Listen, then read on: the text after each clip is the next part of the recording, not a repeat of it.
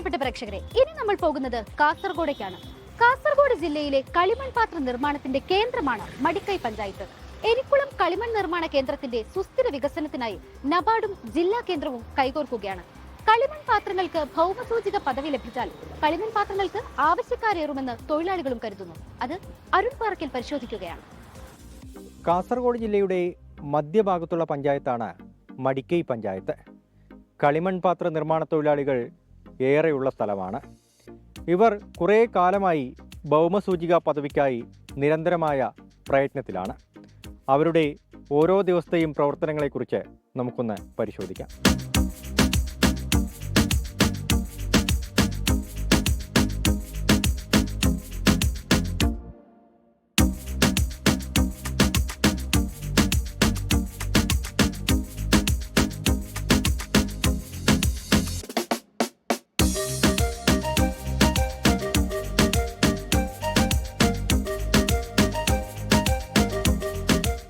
എരിക്കുളത്തെ മൺപാത്ര നിർമ്മാണ കേന്ദ്രങ്ങളിലേക്കാണ് നമ്മൾ എത്തിയിരിക്കുന്നത്. ഇതിപ്പോൾ എരിക്കുളത്തുള്ള അജയൻ ചേട്ടൻ്റെ വീടാണ്. ഇവിടെ കളിമണ്ണ് കൊണ്ട് മൺപാത്ര നിർമ്മാണം ആരംഭിച്ചു കഴിഞ്ഞു. നവംബർ മാസം അവസാനത്തോടു കൂടിയാണ് ഇതിൻ്റെ ഒരു നിർമ്മാണ പ്രവൃത്തി ആരംഭിക്കുക. വർഷത്തിലാകെ 3-4 മാസങ്ങൾ മാത്രമാണ് ഈ മൺപാത്രം ഇങ്ങനെ നിർമ്മിക്കുന്നത്.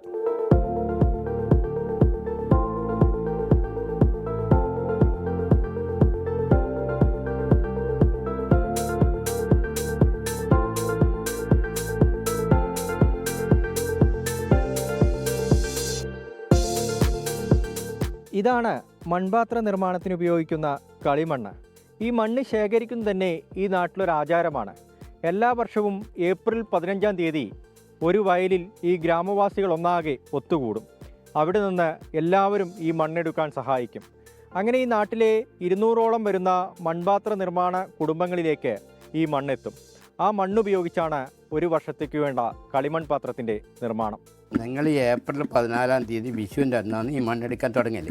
അത് നമ്മൾ തൊട്ടടുത്ത ഒരു വയലുണ്ട്. ആ വയലിൽ നിന്ന് എല്ലാവരും ഒരു 100-150 വീട്ടുകാർ കൂടിയിട്ട് ഒന്നിച്ചെടുത്ത് സ്റ്റോക്ക് ചെയ്യലാണ് ഒരു വർഷത്തേക്ക് വേണ്ടത്. അത്യാവശ്യത്തിന് വേണ്ടുന്ന മണ്ണ് അതാത് സമയത്ത് മിക്സ് ചെയ്തിട്ട് മിക്സിയിലിട്ട് മിക്സ് ചെയ്തിട്ട് നമ്മളിത് ഈ പാത്രം ഉണ്ടാക്കും.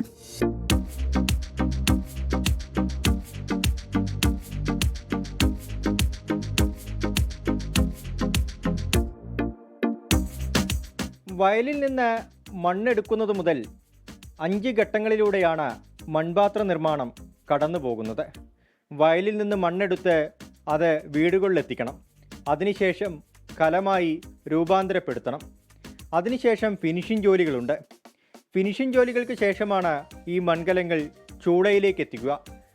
അതിനുശേഷം വിപണിയിലേക്ക് എത്തണമെങ്കിൽ 1.5 മാസത്തോളം സമയം കാലതാമസമുണ്ട്.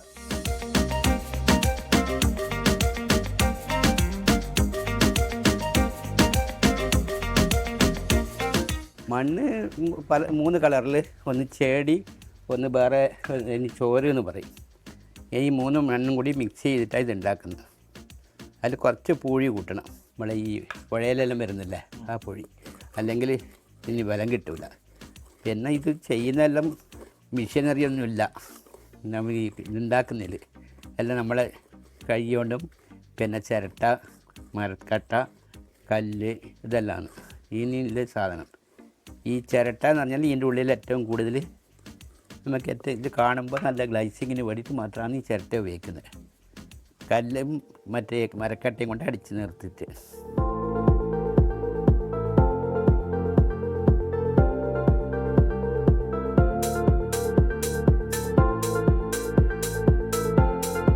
പുതിയ തലമുറയൊന്നും ഈ പണിക്ക് ഇറങ്ങാത്തണം കൊണ്ട് ഇനി കുറച്ച് കാലം മാത്രമേ ഈ പണിയിൽ ആയുസില്ലു. കുറച്ചൊരു മാക്സിമം ഒരു 10 കൊല്ലത്തിനുള്ളിൽ പണി പൂർണ്ണമായിട്ട് നിൽക്കുന്ന ഒരവസ്ഥയിലേക്കാണ് എത്തിയത്. കാരണം ആരും ഇത് പഠിച്ചു വരുന്നില്ല. പിന്നെ ഒന്നാമത് ഇത് പഠിക്കാത്ത എന്തുകൊണ്ടാണ് 1 മാസം 2 മാസത്തോളം പണിയെടുത്തിട്ടാകുമ്പോഴാണ് ഞങ്ങൾക്ക് ഇതിൻ്റെ കുറച്ച് എന്തെങ്കിലും കിട്ടുന്നത്. ഇന്നത്തെ കാലത്ത് ആരും അന്നന്ന് പണിയെടുത്തിട്ട് അന്നന്ന് പൈസ വാങ്ങുന്ന ആൾക്കാരാണ്. ആദ്യത്തിൽ 1.5 മാസം പണിയെടുത്തിട്ട് ഒന്നും കൂലി കിട്ടാതെ ആരും പണിയെടുക്കാൻ തയ്യാറാവില്ല.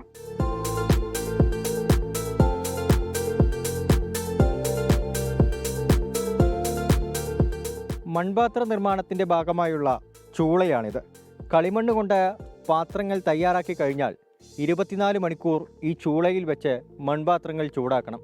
ആ ചൂടിനൊക്കെ അനുപാതമുണ്ട്. ഈ ചൂളയൊരുക്കുന്നതിലും പ്രത്യേകതയുണ്ട്. അതൊന്നും കൃത്യമായി പാലിച്ചില്ലെങ്കിൽ വലിയ നഷ്ടം ഈ മൺപാത്ര തൊഴിലാളികൾക്ക് സംഭവിക്കും. ഇതെങ്ങനെയാണ് ഈ മൺപാത്രങ്ങൾ ചൂടാക്കുന്നത്? ഈ ചൂള ആദ്യം ഒരു നിരപ്പാക്കി എടുക്കും ഇതിൻ്റെ അടിവശം. അതിനുശേഷം വിറക് വെക്കും. വിറകിൻ്റെ മുകളിലാണ് ഈ പച്ചക്കലം കമത്തി വെക്കുന്നത്. അതെന്ന് പറഞ്ഞാൽ അതിനൊരു രീതിയുണ്ട്. അത് തീ കടന്നു വരാനും പുകയൊക്കെ കടന്നു വരാൻ തക്ക രീതിയിൽ ഒരു ഗ്യാപ്പ് ഇട്ട് മാത്രമേ ഈ കലങ്ങളൊക്കെ വെക്കൂ. ശേഷം അതിൻ്റെ താഴെ വശത്ത് നിന്ന് നമ്മൾ പച്ച വിറക് ഒരു 4 മണിക്കൂറോളം സമയം പുകച്ചുകൊണ്ടേയിരിക്കണം. ഇതിലും നമ്മൾ ശരിയായ ഒരു അനുപാതം പാലിക്കണം. കാറ്റിൻ്റെ ദിശ പോലും ഇതിനെ ബാധിക്കും. അതിന് ശേഷമാണ് നമ്മളിത് തീ കൊടുക്കുന്നത്. തീ കൊടുത്തിട്ട് ഒരു 2-3 മണിക്കൂർ സമയം ഇതിനകത്ത് കത്തിക്കൊണ്ടേയിരിക്കും.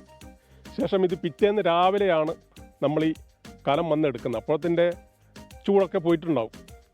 ഈ കലം എടുക്കുന്ന സമയത്ത് തന്നെ നമുക്കറിയാം ഏകദേശം ഒരു 3/4 ഭാഗം മാത്രമേ ഇതിൽ നിന്ന് നമുക്കൊരു നല്ല കലങ്ങളായിട്ട് എടുക്കൂ.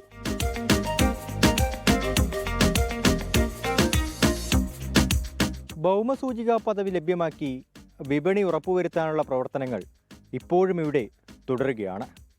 മൺപാത്ര നിർമ്മാണം വരും കാലങ്ങളിലും നിലനിൽക്കണമെങ്കിൽ സർക്കാരിൻ്റെ സഹായം അനിവാര്യം. രജീഷ് കരുവള്ളൂരിനൊപ്പം അരുൺ പാറക്കൽ, 24 കാസർഗോഡ്.